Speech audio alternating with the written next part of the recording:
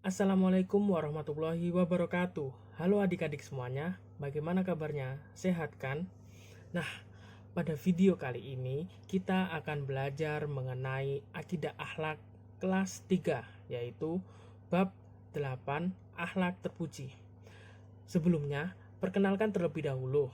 Nama kakak adalah Kak Raffi. Nah, meskipun kita tidak bisa bertemu secara langsung, dengan video ini, semoga adik-adik dapat belajar dengan lancar dan paham akan materi yang akan disampaikan oleh kakak. Nah, pada akhlak terpuji ini ada 3 poin, yaitu yang pertama mengenai pantang menyerah. Pada poin pantang menyerah, apa sih pantang menyerah itu? Pantang menyerah adalah sikap tidak mudah putus asa dalam melakukan sesuatu. Sikap yang seperti ini perlu untuk dimiliki oleh setiap orang, apalagi di zaman yang seperti ini. Persaingan menuju kesuksesan menuntut kita untuk terus berjuang. Jika kita mudah menyerah, maka kesuksesan akan hilang dari jangkauan kita. Adik-adik itu perlu sekali menanamkan sifat ini, yaitu sifat pantang menyerah. Apalagi sekarang adik-adik masih di tahap sekolah dasar. Jadi adik-adik itu harus terus bersemangat menuntut ilmu, pantang menyerah meskipun ada mata pelajaran yang susah untuk dipahami, tapi adik-adik tetap bersemangat untuk belajar mata pelajaran tersebut. Seperti itu. Nah, yang selanjutnya, berikut ini ada beberapa hal yang bisa membuat kita tetap semangat pantang menyerah, yaitu yang pertama, meyakini bahwa setiap orang memiliki kelebihan. Nah, setiap adik-adik itu ada kelebihannya masing-masing. Misal, si A ini memiliki kelebihan yaitu pandai berbicara atau pandai berbahasa. Ya, seperti itulah. Nah, si B ini pandai sekali berhitung. Apakah ini sama? Tentu saja beda kan? Orang yang pandai berhitung belum tentu dia pandai berbicara. Maksudnya pandai berbicara ini bisa berbicara kepada orang dengan lancar gitu tanpa gugup. Nah, itu salah satu pembeda. Dan itu adalah kelebihan. Jadi adik-adik nggak usah iri dengan kelebihan orang lain. Karena apa? Karena adik-adik juga punya kelebihannya tersendiri. Oke, lanjut yang kedua. Yakin bahwa kita mampu dan pasti bisa. Nah, kalau sebelum kita melakukan, tapi kita udah menyerah, itu adik-adik tidak menanamkan sifat pantang menyerah. Nah, apa sih pantang menyerah dalam poin ini? Ya, saat kita udah ngerasa gagal untuk meraih hal tersebut, kita harus tetap yakin bahwa kita pasti bisa gitu loh. Seperti itu, nggak boleh menyerah. Nah, yang ketiga, mengingat kembali kesuksesan yang pernah diraih. Misal, adik-adik pernah ranking 1, terus di semester selanjutnya adik-adik ranking 2. Terus adik-adik langsung kayak menyerah, aduh, kenapa kok aku di ranking 2? Jadi terus malas gitu. Itu nggak boleh. Seharusnya itu dibikin motivasi. Jadi adik-adik harus terus belajar dan terus memahami materi-materi yang telah disampaikan oleh guru adik-adik. Nah, dari situ nanti kalau kita terus berusaha, pasti hasil tersebut akan tercapai. Bisa-bisa adik di semester selanjutnya lagi ranking 1 lagi. Seperti itu. Yang keempat yaitu bersikap optimis dan berprasangka baik.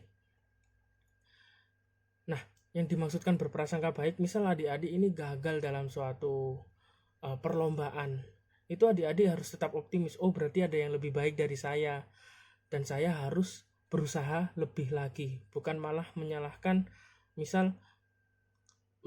panitia perlombaan tersebut yang ginilah gini-gini. Enggak, harus berprasangka baik. Jadi ya mungkin kesempatan kali ini gagal, mungkin bisa di kesempatan selanjutnya. Nah, di poin yang kelima yaitu selalu mengingat Allah dan doa. Nah, ini sangat penting. doa itu sangat penting adik-adik. Jadi gimana? Nah, sama seperti yang di poin nomor 4, misal contoh di poin nomor 4 nih.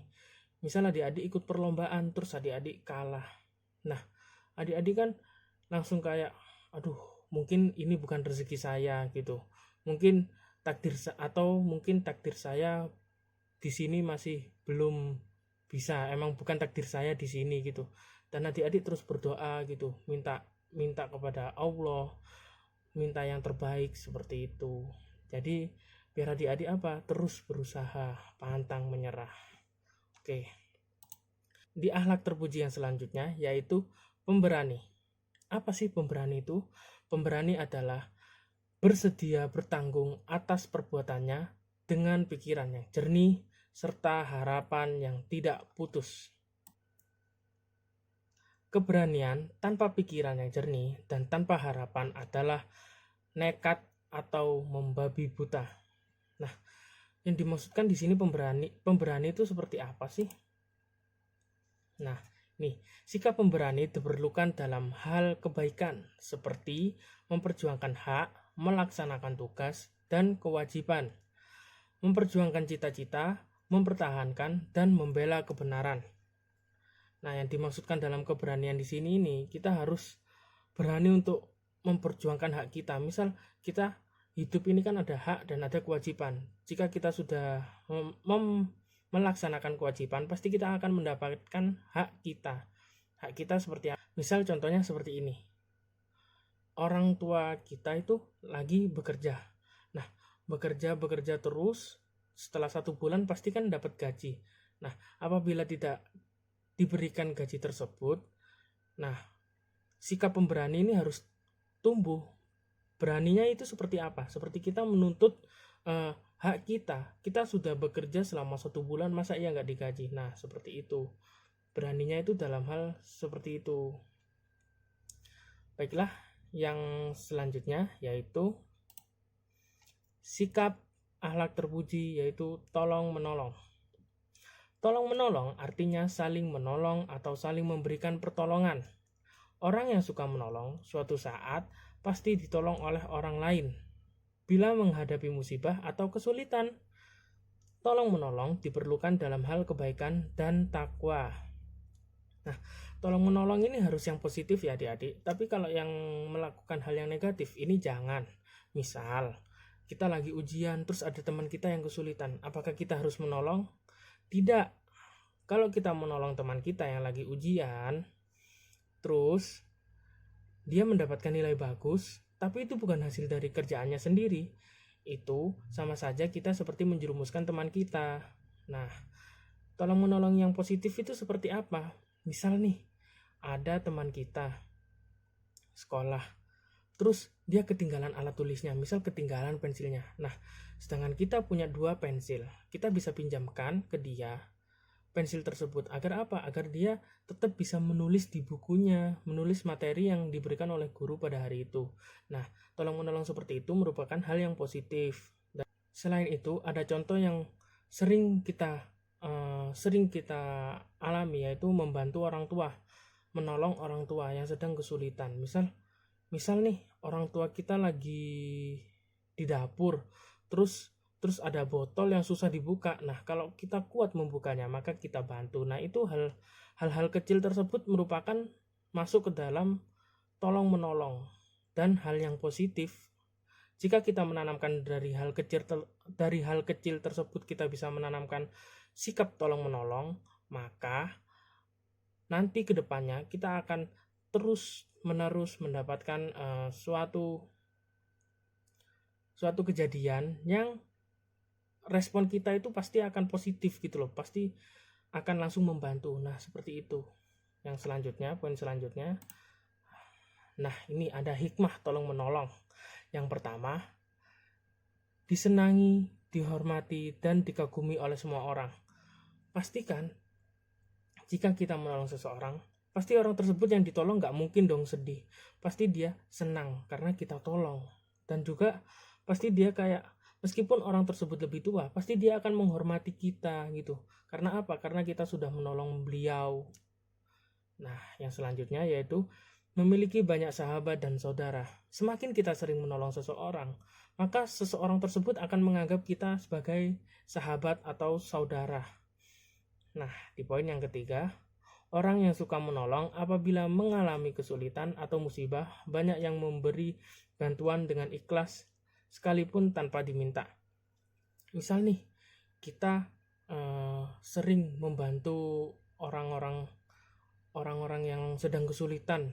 Nah, emang balasannya emang nggak langsung, tapi balasan saat kita memberikan tersebut itu bisa ke depannya. Misal kita lagi kesulitan, ke depannya pasti ada saja, bukan dari orang tersebut, atau mungkin ya orang tersebut juga bisa membantu juga. Pasti nanti kita akan mendapatkan pertolongan dari orang lain, seperti itu. Yang terakhir yaitu dicintai Allah, dimudahkan segala urusannya oleh Allah, dan Allah akan memberinya rezeki yang mengalir dan dari segala arah dan tak disangka-sangka.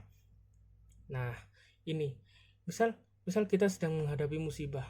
Nah, kita pasti nanti akan mendapatkan pertolongan tersebut, entah dari seseorang atau dari Allah. Allah bisa menolong dengan cara apa? Mungkin sedang banjir, ada banjir.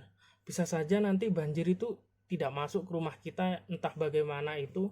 Allahu alam, bisa jadi seperti itu karena sudah sering terjadi kan seperti bencana-bencana alam, tiba-tiba ada salah satu rumah atau ada salah satu orang yang selamat karena apa. Nah, mungkin beliau juga seperti itu, memiliki sikap sikap yang tolong menolong.